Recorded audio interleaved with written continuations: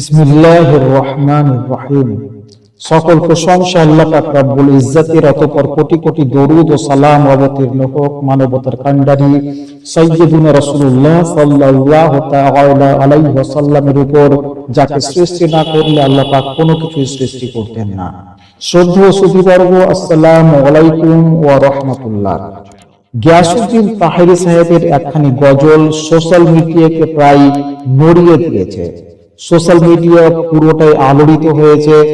তার যে গজলখানি সোশ্যাল মিডিয়াকে আলোড়িত করেছে সেটি হলো, তিনি গেয়েছেন, আল্লাহর ধন রসুলকে দিয়া গেলেন আল্লাহ গায়েব হইয়া, রসুলের ধন খাজাই পাইয়া বৈশা আছেন আজমিরে, কেউ ফিরে না খালি হাতে গেলে খাজা দরবারে।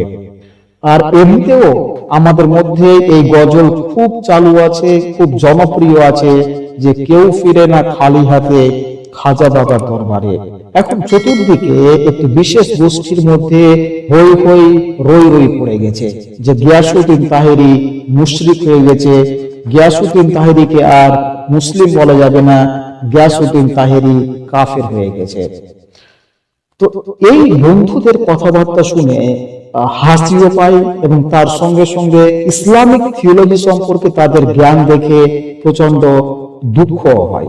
আল্লাহ পাক রব্বুল ইজ্জত হচ্ছেন প্রকৃত দাতা, একমাত্র সার্বভৌম ক্ষমতার মালিক হচ্ছেন আল্লাহ পাক। কিন্তু আল্লাহ পাকের দেওয়া ক্ষমতায় তার আম্বিয়ায়ে কেরাম এবং আউলিয়ায়ে কেরাম অবশ্যই দেওয়ার ক্ষমতা রাখেন। কিন্তু কিছু কিছু মানুষ মনে করে যে মানুষ ইন্তেকাল করে গেলেই সমস্ত কিছু শেষ। এই বেচারাদের এটুকু ধারণা নেই যে মানুষের আত্মা কখনো ধ্বংস হয় না, ইন্তেকালের পরেও মানুষের আত্মা থাকে, এবং বরং ইন্তেকালের পরে আল্লাহ পাকের নেক বান্দাদের শক্তি আরো বহুগুণ বৃদ্ধি পায় এবং আল্লাহ পাকের দেওয়া ক্ষমতায় বিশেষভাবে সাহায্য করে থাকেন। আসলে আমরা এই সম্পর্কে কোরআন পাকের একখানা আয়াত নেব এবং একখানা হাদিস নেব আমাদের বক্তব্যের সমর্থনে। প্রথমেই আমরা একখানা হাদিস দেখে নিই সহিহ বুখারী থেকে। এই হাদিসখানা সহিহ বুখারীতে রয়েছে, কিতাবুর রিকাক, ইসলামিক ফাউন্ডেশন থেকে প্রকাশিত যে সহিহ বুখারীর বাংলা অনুবাদ, তার 6058 নম্বর হাদিস। আসুন আমরা হাদিসখানি পড়ি। আন আবি হুরায়রা রাদিয়াল্লাহু তাআলা قال قال رسول الله صلى الله عليه وسلم, হযরত আবু হুরায়রা রাদিয়াল্লাহু তাআলা আনহু থেকে বর্ণিত আছে যে রাসূলুল্লাহ সাল্লাল্লাহু তাআলা আলাইহি ওয়াসাল্লাম বলেছেন, ইন্নাল্লাহ ক্বাল, যে আল্লাহ পাক বলেছেন, মান আদালি ওয়ালিয়ান ফাকাত আযানতুহু বিল হারব, যে যদি কোনো ব্যক্তি আমার কোনো ওলির সঙ্গে দুশমনি রাখে তাহলে আমি তার সঙ্গে যুদ্ধ ঘোষণা করি। ওমা তাকাররাবা ইলাইয়া আবদি বিশাইইন আহিব্বা ইলাইয়া মিম্মাল ফাতারাতু আলাইহি, আর আমি যা কিছু আমার বান্দার উপর ফরজ করেছি তার দ্বারা আমার নৈকট্য লাভ করতে থাকে।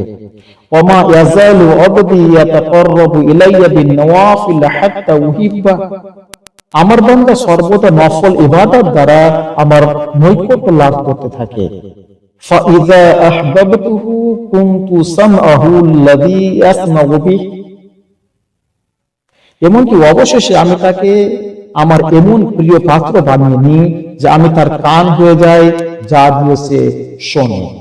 ও বাসারুহু আল্লাযী ইউবসিরু বিহি, আমি তার চোখ হয়ে যাই, যা দিয়ে সে দেখে।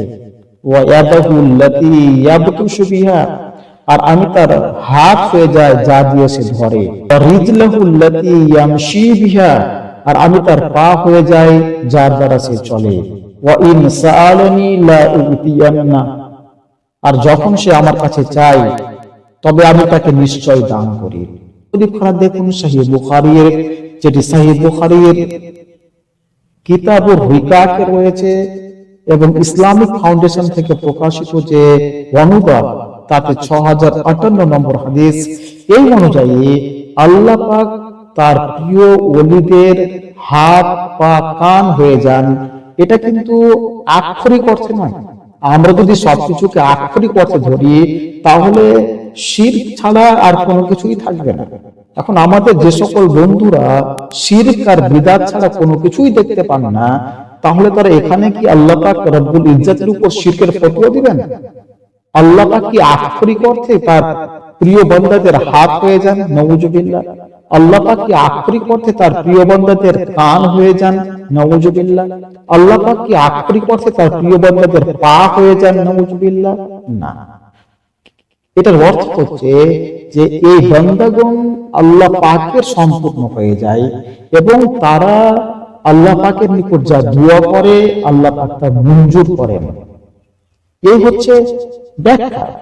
তেমনি করে তাহারি সাহেব যে গজলখানা গিয়েছেন, আল্লাহর ধন রসুলকে দিয়া গেলেন আল্লাহ গায়েব হইয়া, রসুলের ধন খাজাই পাইয়া বৈশা আছেন আজমিরে, কেউ ফিরে না খালি হাতে গেলে খাজার দরবারে। তো এটা তো বোঝার কোনো প্রবলেম নেই, কারণ আল্লাহ পাক রব্বুল ইজ্জত হচ্ছেন দাতা এবং সাইয়্যিদুনা রাসূলুল্লাহ সাল্লাল্লাহু তাআলা আলাইহি ওয়াসাল্লাম হচ্ছেন বন্টনকারী। এবং এই সম্পর্কে একবারে সুস্পষ্ট হাদিস রয়েছে যে আমার নবী, আমার আকা ও মাওলা দোজাহানের সরদার সাইয়্যিদুনা রাসূলুল্লাহ সাল্লাল্লাহু তাআলা আলাইহি ওয়াসাল্লাম বলেন, ইন্নামা আনা কাসিমুন ওয়াল্লাহু মুতি, যে নিশ্চয় আল্লাহ পাক হচ্ছেন দাতা আর আমি হচ্ছি বন্টনকারী। এই হাদিস বুখারী শরীফের হাদিস নম্বর ৭১ রয়েছে। এছাড়াও সহিহ মুসলিমের ১০৩৭ রয়েছে, আহমদ বিন হাম্বলের ১৬৮৪৯ রয়েছে। আল কোরআন ও আল্লাহ পাক মুসলিমদেরকে বা মুমিনদেরকে একে অপরের বন্ধু বলে বিবৃত করেছেন।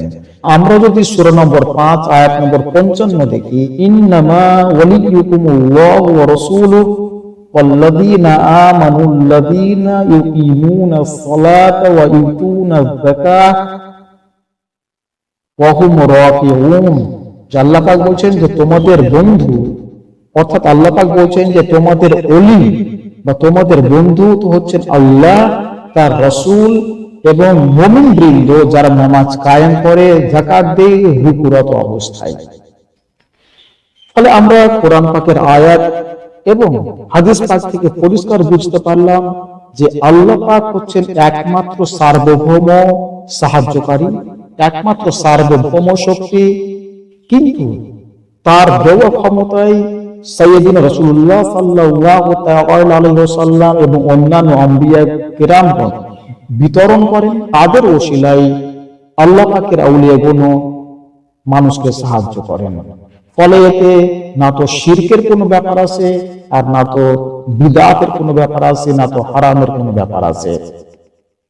যে সকল ভাই কেবল পথে পথে শিরক এবং বিদআত এবং হারামের ফতোয়া দেন, তাদেরকে অনুরোধ করব ইসলামিক থিওলজি আর একটু ধৈর্য ধরে পড়াশোনা করতে, আরো ম্যাচুরিটি নিয়ে আসতে। বিশেষ করে অনুরোধ করব যে কোরআন এবং হাদিস আরো একটু গভীরভাবে অধ্যয়ন করুন। ইসলামের ক্লাসিক্যাল স্কলারসদের লেখাগুলো আরো বেশি করে পাঠ করুন। ওয়া মা আলাইনা ইল্লাল বালাগ। আসসালাতু ওয়াসসালামু আলাইকা ইয়া রাসূলুল্লাহ।